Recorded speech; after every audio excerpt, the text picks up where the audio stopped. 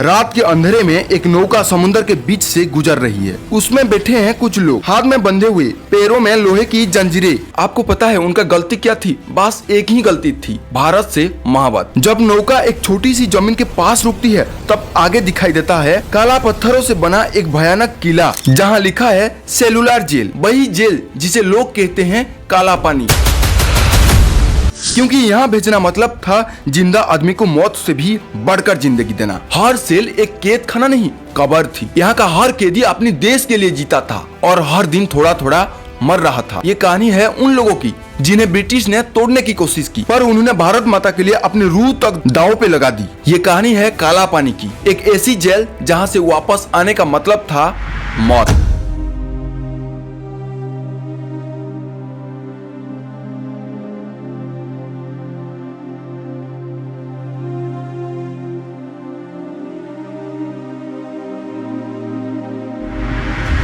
1857 में इंडिया में पहला बड़ा फ्रीडम स्ट्रगल हुआ था, जिसे हम 1857 का स्वतंत्रता संग्राम या फर्स्ट वॉर ऑफ इंडिपेंडेंस कहते हैं। ये रिवोल्ट सोल्जर्स, फार्मर्स और आम लोगों ने मिलकर ब्रिटिश के खिलाफ किया था। तो उस टाइम ब्रिटिश सरकार को लगा कि पूरा भारत उनके कंट्रोल से निकल जाएगा। तब ब्रिटिश सरकार को चाहिए था एक ऐसी जगह जहां वो इन रिबेल्स को हमेशा के लिए मिटा दे। उन्होंने डिसाइड किया जिन लोगों ने उनके खिलाफ आवाज उठाई, उन्हें सिर्फ जेल में बंद करना का भी नहीं, उन्हें दुनिया से अलग करना है, ताकि वो कभी किसी से मिल ना सके, किसी को इंस्पायर ना कर सके और धीरे धीरे मर जाएं। ब्रिटिश का प्लान था उन लोगों को एक ऐसी जगह भेज दो जहां सिविलाइजेशन ही ना हो, ना फैमिली, ना सिटी, ना कांटेक्ट, बिल्कुल एकांत। उनका सोचना था कि अगर हम उन्हें दुनिया से अलग कर देंगे तो उनका आजादी का जुनून खत्म हो जाएगा। और इसलिए उन्होंने चुना अंडमान आइलैंड, एक ऐसा आइलैंड जहां से भागना मतलब मौत। अंडमान आइलैंड उस टाइम इंडियन मेनलैंड से 1000 किलोमीटर दूर थे। चारों तरफ सिर्फ समुद्र, शार्क्स और जंगल।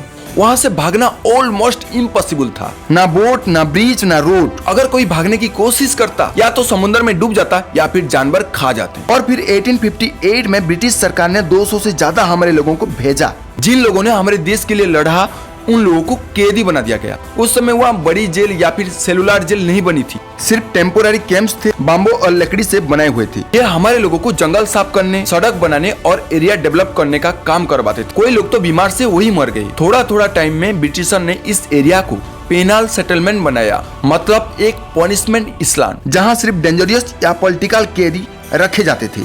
वहाँ की कंडीशन बहुत खतरनाक थी, ना पानी ठीक था, ना खाना, ना डॉक्टर। फिर 1896 में स्टार्ट हुआ असली सेलुलर जेल। असली सेलुलर जेल का कंस्ट्रक्शन, इसको बनाने में 10 साल लगे और ये 1906 में ऑफिशियली कंप्लीट हुई। ये जेल स्पेशली डिजाइन की गई थी ताकि कैदियों को कम्प्लीटली आइसोलेट किया जा सके। इसके 7 विंग्स थे, हर विंग्स में 3 फ्लोर के सेल्स बने थे। हर एक सेल में एक ही कैदी को रखा जाता था ताकि वो किसी से बात कर ना सके। ये जेल पेनाप्टिकन आर्किटेक्चर पर बनी थी, मतलब एक सेंट्रल टावर से गार्ड पूरे जेल को देख सकता था, पर कैदी एक दूसरे को नहीं। टोटल 693 सेल्स, हर एक का साइज 13x7 फीट। एक छोटी सी वेंटिलेटर जहाँ से सिर्फ हवा आती थी, रोज की रोशनी भी मुश्किल से मिलती थी। ब्रिटिश उसे कहते थे रिफॉर्मेशन थ्रू आइसोलेशन। अंडमान की उस जेल में जिंदगी का मतलब सिर्फ एक ही था, दर्द। रोज सुबह से शाम तक कैदियों को ऑयल मिल चलाना पड़ता था। सोचिए, बिना मशीन के, सिर्फ हाथों से नारियल तोड़ना, उसका ऑयल निकालना और दिन भर उसी को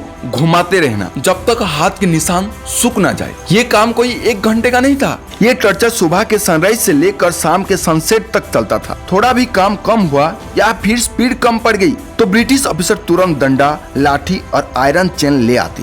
कैदियों को इतना मारा जाता कि कोई लोग बेहोश हो जाते थे। लेकिन उस समय ब्रिटिश गार्ड उन्हें इंसान नहीं, एक ऑब्जेक्ट समझते थे। सबसे खतरनाक टॉर्चर था क्रॉस बार पनिशमेंट। इसमें कैदियों के हाथ और पैर एक आयरन बार पे लटका दिया जाते थे, जिसे कोई कपड़ा सुखाने को लटका दिया हो, और उस पोजीशन में उसे घंटों तक लटका के रखा जाता। आप इमेजिन करो, जब किसी इंसान का शरीर उल्टा लटका हो तो उसके हाथ पैर का खून रुक जाता है। दर्द इतना होता है कि वो बस चिल्लाना चाहता है, लेकिन वो चिल्ला भी नहीं सकता। चिल्लाने की भी सजा मिलती है। दर्द उनके अंदर से आता था पर आवाज बाहर नहीं। यहाँ पे इंडिया के कुछ सबसे ब्राव लोग रखे गए थे। नाम सुनते ही आपका सीना गर्व से भर जाएगा। वीर सावरकर, उनका भाई गणेश सावरकर, बटुकेश्वर दत्त, बरिंद्र घोष जो अरबिंदो घोष के भाई थे, और ऐसे अनेक अननोन रिवोल्यूशनरी थे जिनके नाम तो किताबों में भी नहीं लिखे गए, पर उनके खून ने जेल की दीवारों को रंग दिया था। वीर सावरकर जी को एक नहीं 2 लाइफ इम्प्रिजनमेंट दी गई थी, मतलब पूरे 50 साल की सजा। उन्होंने अपना दर्द कागज पे नहीं, जेल की दीवारों पर अपने खून से लिखा। एक बार उन्होंने लिखा था, यहाँ हर दिन एक युग के बराबर है। वहाँ वो आदमी इसलिए जी रहा था सिर्फ एक विचार के लिए,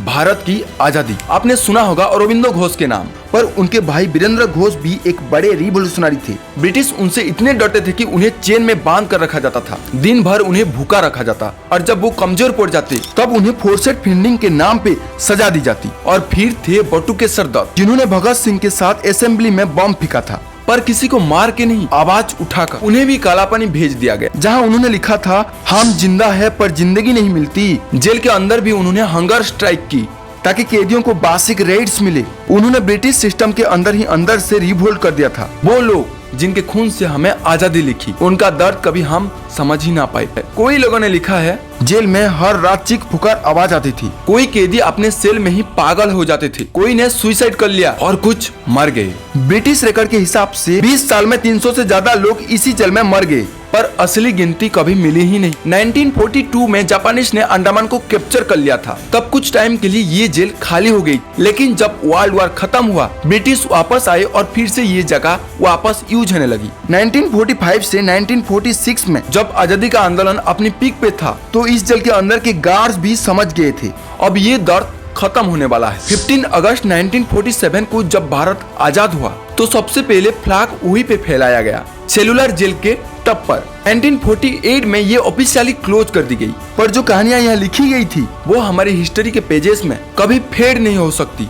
आज सेलुलर जेल एक नेशनल मेमोरियल है। यहाँ रोज हजारों लोग आते हैं, पर जब कोई उस सेल में खड़ा होता है जहाँ वीर सावरकर थे, तो हवा में अभी वो दर्द महसूस होता है। हर सेल एक कहानी कहता है, एक ऐसी कहानी जो सिर्फ दर्द नहीं, एक मैसेज भी देती है कि आजादी किसी ने गिफ्ट में नहीं दी, कोई ने अपनी जान देकर खरीदी है। जब भी हम फ्रीडम शब्द बोलते हैं, तो याद रखिए उस फ्रीडम का एक पार्ट काला पानी के अंधेरे में लिखा गया था। दोस्तों, ये थी काला पानी जेल की कहानी, एक ऐसा चैप्टर जो हिस्ट्री बुक में सिर्फ 2 पेज में लिखा गया, पर जिसे जीने वाले लोगों ने अपने खून से लिखा था। अगर आपको लगता है कि ये कहानी लोगों तक पहुंचनी चाहिए, हमारे देश की हर नागरिक के पास पहुंचनी चाहिए, तो इस वीडियो को शेयर जरूर कीजिए, ताकि हर इंडियन को पता चले कि हमारी आजादी सिर्फ एक डेट नहीं, एक कुर्बानी की कहानी है। जय हिंद।